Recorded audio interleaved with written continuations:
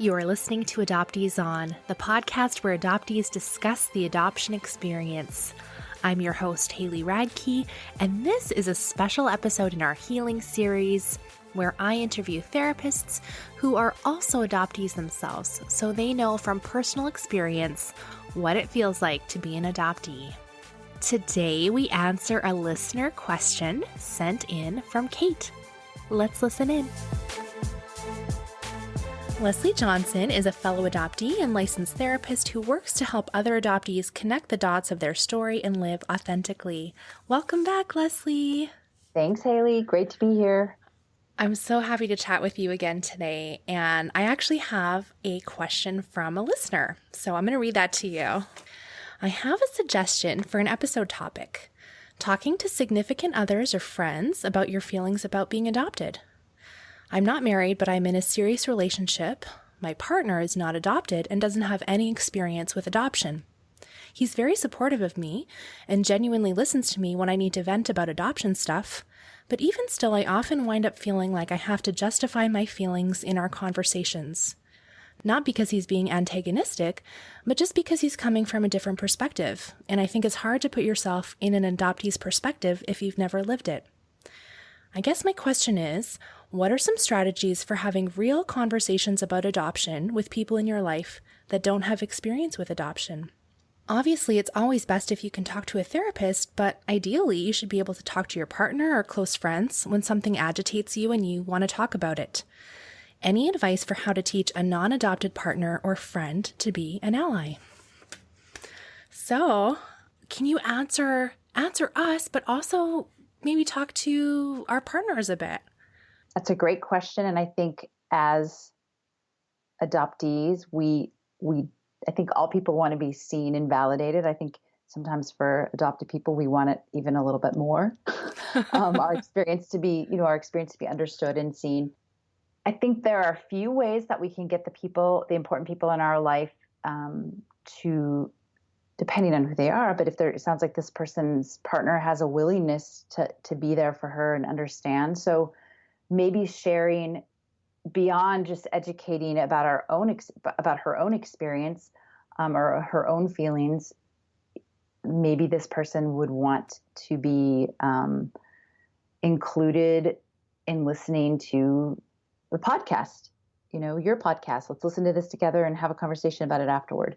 Or maybe this person's friends or partner, or any adopted person's friends or partner, would be open to reading some of the must-read books for adoptees, and having a conversation about it to better understand.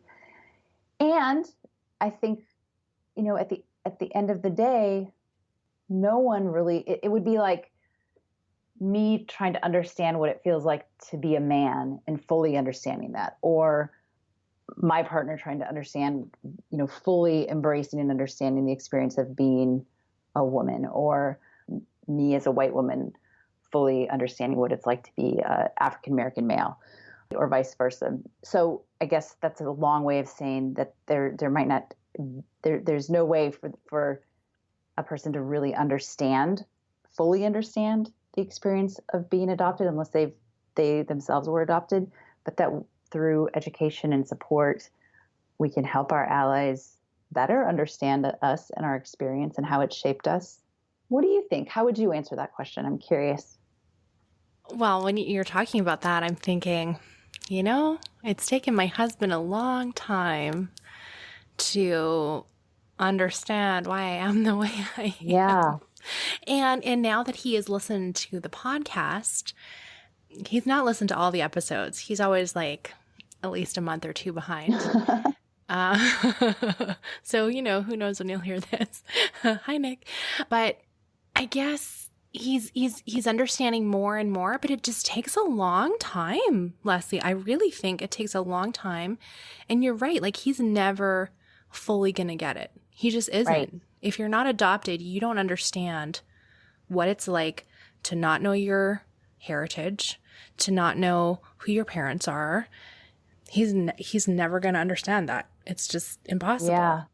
I just recently got back from a vacation with my partner's family, and he has two brothers, and just seeing everyone in a room with their parents and then some of their children, and all the genetic similarities, not only in the physicalities but also the mannerisms. And it didn't make me sad. It just was another time when I thought, wow, I don't have that. I mean, I do know some of my biological relatives, and I do see similarities, but not in the context of, a big room over a family meal.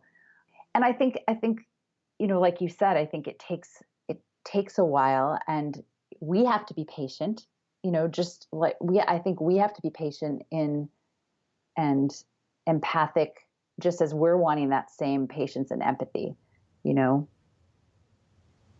Definitely. And so you're describing that situation, and I'm thinking, yeah, it was just like that for me at a family event a few weeks ago.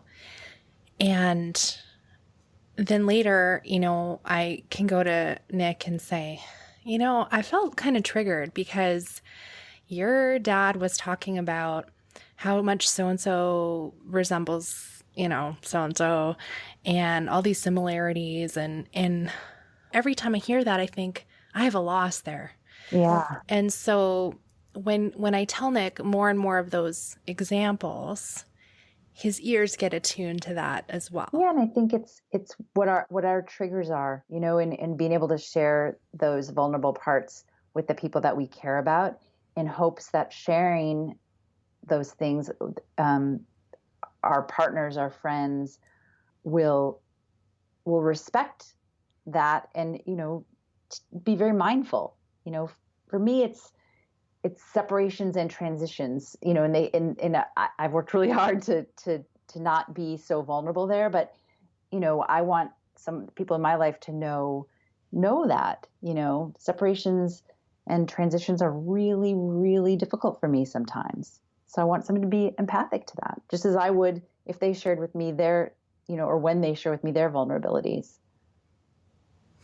Well, that's such a great tip. If we know those specific things that are really difficult for us, sharing that with your partner and just kind of explaining, you can say separations are really hard for me because my story started with rejection, or with explain separation. Yeah.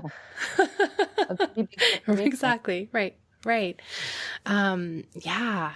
That's a great idea. It requires us to have done our work, though, to be able to articulate what our triggers are. Right? Absolutely. Yeah. Are you saying I have more work to do? No, it's a process. And I think, the process it's ongoing, and that's a good thing. So what are like the top 3 books we could get a partner to read if they were like super interested? Okay. So I think, my kind of one of my top ones now I certainly have most, if not all, I have many of the books on adoption, but I think a great one would be Anne Heffron's book, You Don't Look Adopted. I think that's a great one. There's parts of it that are funny. There are parts of it that are sad, but at the end of, at the end of the book, I think you do have an essence of course it's her story, but I know you've read it and I've read it, and I know other people that have read it, and we all take little bits and say, oh yeah, right, I felt this way. And there are other books. I think The Primal Wound is a great one. I think it's probably maybe not the first one I would recommend for someone who wasn't adopted, but certainly great information. Well, even if you as an adoptee are reading through that, you can say, can you just read this chapter or these couple of pages? Absolutely. Because this is my experience. Because I agree. Can you read this huge book and it's kind of dry? Or watching movies that have an adoption theme and having a conversation about it afterward. Again, listening to episodes of your podcast or parts of your podcast that the person that really resonate with the adopted person, and then being able to say, like, will you listen to this with me? You know, I'd love for you to hear this perspective because I really agree with it, or I really felt it that way when I was younger, or these are some of the fears I have. Whatever the material is whatever material is relevant. Thank you so much, Leslie. That was really helpful. How can we connect with you online? You can connect with me through my website, www.yourmindfulbrain.com, and that has all my information. Great. Thank you so much for your help today. Thank you. I always enjoy being here. This episode was brought to you by my phenomenal Patreon supporters. If you're looking for a place to find further adoptee support, I have a secret Facebook group for adoptees that is only available to my Patreon supporters. I take monthly pledges to help sustain my work in producing episodes just like this one for you. Visit adopteeson.com/partner to find out all the details. Today, maybe you consider sharing this episode with the person you'd like to have be your adoptee ally. Listen to it together, and then share with them about how they can best support you. Thank you for listening. Let's talk again next Friday for the season finale of Adoptees On with Jasenia Parmer of I Am Adopted.